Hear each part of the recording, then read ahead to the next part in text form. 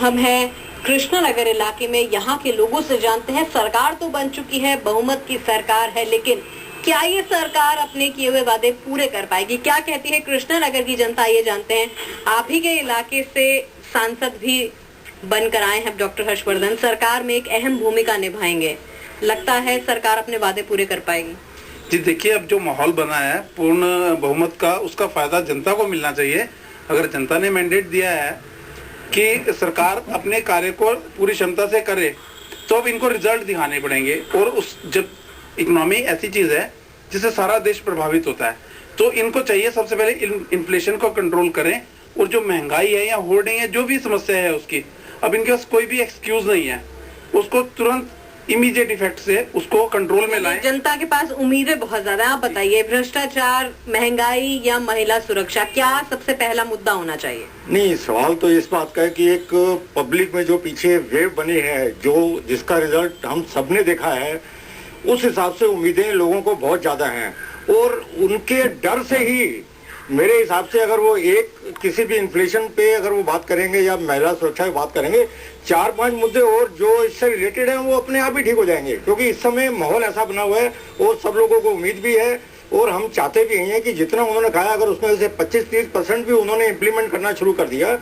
और लेकिन यही है कि उनको जैसे एक लेग पुलिंग इन जनरल एक पॉलिटिक्स में होती आई है, उससे वो मेरे को लगता है कि इस बार उनको निजात मिल जाएगी, क्योंकि वो बिल्कुल फ्री हैंड काम करेंगे और देश का सुधार होगा। महिला सुरक्षा को लेकर कितनी उम्मीदें महिलाएं रखती हैं इस बार? देखिए, जिस तरह गुजरात में महिलाएं काफ़ी सुरक्षित हैं, हमें बहुत उम्मीद है मोदी जी की अगुवाई में जो सरकार बनी है उसमें महिलाएं काफ़ी सुरक्षित होंगी और डर मुक्त होंगी। जो आज डर है कि हम घर से बाहर नहीं निकल सकते या हम लेट हो जाते हैं तो हमें लगता है कि कहीं हमारे साथ कहीं रेप की कोई घटना ना हो, वो डर कम होगा कहीं ना कहीं। आप क्या कहेंगी? घर से बाहर निकलना, अगर चेन पहनी हो तो एक डर मन में रहता है कि पता नहीं चेन के साथ वापस आएंगे कि नहीं आएंगे। डर का ये माहौल महिलाओं के मन में खत्म हो पाएगा? शायद होगा, बिल्कुल होगा। महिलाओं की सुरक्षा बढ़ेगी। ये बताइए, उम्मीदें जब बहुत ज्यादा सरकार से हो जाती हैं, उतना ही दबाव सरकार पर होता है। आपको नहीं लगता दबाव की चलते सरकार परफॉर्म भी कर पाएगी कि नहीं?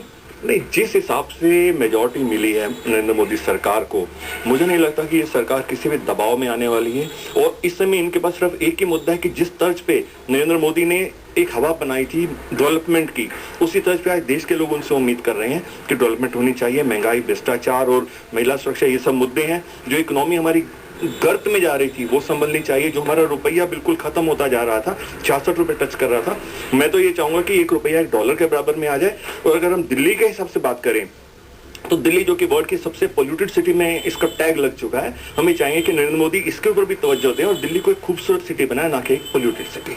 आप क्या कहेंगे? भ्रष्टाचार एक अहम मुद्दा है किसी भी विभाग की अगर हम बात करें। बीच में अरविंद केजरीवाल दिल्ली में सरकार लाए, भ्रष्टाचार मुक्त करने की बात की, लेकिन कुछ हो नहीं पाया। अब मोदी सरकार से क्या उम्मीद है? मोदी सरकार से सबसे ज्यादा उम्मीदें अब इसीलिए फुल फॉर्म में आई है मोदी सरकार, इसीलिए हमारे को सबसे ज्यादा उम्मीदें यही है कि जैसे सरकारी हॉस्पिटल्स में सबसे ज्यादा भ्रष्टाचार है, हर सरकारी अफसर भ्रष्टाचार हुआ है, वो सब मतलब क्लियर होना चाहिए सबसे पहले। अगर ये क्लियर हो जाएगा तो बहुत सारा कुछ हमारे लिए अच्छा हो जाएगा। और पब्लिक को उम्मीदें थी, तभी सातों की सातों सीटें दिल्ली की भाजपा की आई हैं और पूरे बहुमत से आई हैं। आप क्या कहेंगे? एम्प्लॉयमेंट एक ऐसा मुद्दा जो कि हर सरकार वादे तो बहुत करती है लेकिन पूरे नहीं हो पाते हैं। मोदी सरकार वो पूरा कर पाएगी जितने सुहाने सपने दिखाए गए हैं? हाँ, ऐसी उम्मीद है, क्योंकि फुल फॉर्म में है तो पब्लिक का भी सहयोग होना चाहिए। मतलब अकेले मोदी सरकार को जिम्मेदार नहीं, पब्लिक भी सजग हो तो तभी कामयाब होगे ना, विकास भी तभी होगा, नौकरियाँ भी तभी मिलेंगी। हम उम्मीदें तो बहुत करते हैं लेकिन खुद कुछ करने के लिए तैयार होते नहीं हम लोगों को। अब हम लोगों को साथ देना है, अब मोदी सरकार के साथ पब्लिक को जुड़ना पड़ेगा, तभी। अगर हम आगे नहीं बढ़ेंगे तो कोई फायदा नहीं है उसका। अकेला सरकार भी अकेली क्या कर लेगी? अब हम लोगों ने जैसे उन्हें जिताया है उसी तरीके से हमें उनका साथ भी देना पड़ेगा। आप क्या कहेंगे? पहली प्राथमिकता सरकार की क्या होनी चाहिए? देखिए, पहली प्राथमिकता तो यह है कि लोगों के अच्छे दिन ले आए, क्योंकि जो स्लोगन था अच्छे दिन आने वाले हैं, तो हमें लगता है कि अच्छे दिन अब वाकई आने वाले हैं। और महंगाई सबसे पहले उस पर ध्यान, और भ्रष्टाचार पे कंट्रोल करके महंगाई को कंट्रोल करें। और बाकी तो मोदी जी का गवर्नेंस का मॉडल हमने गुजरात में देखा है, तो पूरी उम्मीद है जैसे उनका एक्सपीरियंस है, जैसे उनका सिस्टम है और जैसी टीम वो लेके चल रहे हैं, तो अच्छे दिन वाकई ही आने वाले हैं। ये बताइए, आप ही के इलाके के विधायक वो हैं, अब इलाका वो छोड़ेंगे तो नहीं लगता कि यहाँ जो विकास हुआ था उसमें कहीं कमी रह जाएगी? नहीं, ऐसा नहीं लगता, विकास तो होता रहेगा यहाँ का। स्वास्थ्य एक ऐसा विभाग है जहां बहुत कुछ होना भी बाकी है। सरकारी अस्पतालों की जो हालत है वो किसी से छुपी नहीं है। डॉक्टर हर्षवर्धन को ये जिम्मेदारी दी गई है, क्या लगता है पूरी कर पाएंगे? नहीं, बिल्कुल, एक एमबीबीएस डॉक्टर है, सालों से वो प्रैक्टिस कर रहे हैं, एनटी स्पेशलिस्ट है वो, तो मुझे लगता है कि काफी काम करेंगे वो। बड़ी बुरी हालत है, आप किसी सरकारी हॉस्पिटल में जाइए और वहां पे आप खड़े नहीं हो सकते, पेशेंट लेके आना तो बड़ी दूर की बात है। और इसके अलावा जितने अगर आप जो सीरियस पेशेंट्स हैं, कैंसर आ गया या इस तरह के जो ट्रीटमेंट्स हैं, उनके लिए भी कोई प्रॉपर ट्रीटमेंट अवेलेबल नहीं है। मैं तो चाहूंगा डॉक्टर साहब से कि अगर आप हेल्थ मिनिस्टर बने हो तो एक ऐसा लेके आओ कि जो लोग प्राइवेट हॉस्पिटल जाने के बदले में सरकारी हॉस्पिटल जाके खुश हो, वहां पे बढ़िया से बढ़िया ट्रीटमेंट मिले, सस्ते रेटों पे मिले, साफ सुविधा हो, और वहां जाके एक बार लगे कि हाँ डॉक्टर साहब ने काम किया है। कहीं नाउमीदी है कि 7 सीटें जीतने के बाद भी सिर्फ एक ही कैबिनेट मंत्री बना है दिल्ली से, और मंत्री होते तो दिल्ली का विकास और ज्यादा होता? नहीं, इसमें मैं इस बात से सहमत नहीं हूँ। वो ठीक है, डॉक्टर हर्षवर्धन जी को जिम्मेवारी और मिल गई है, वो सुधार भी करेंगे, लेकिन सुधार सिस्टम में सुधार चाहिए। अगर सिस्टम में सुधार होगा तो हर आदमी उस सिस्टम को फॉलो करेगा। इस तरफ ज्यादा ध्यान देना चाहिए कि हॉस्पिटल्स की अगर बात कर रहे हैं तो हॉस्पिटल में किसी से पूछ लो, आप किसी डॉक्टर के पास चले जाओ, कहीं किसी डिपार्टमेंट में चले जाओ, कोई जिम्मेवारी नहीं समझता अपनी, क्योंकि किसी को डर नहीं है किसी का।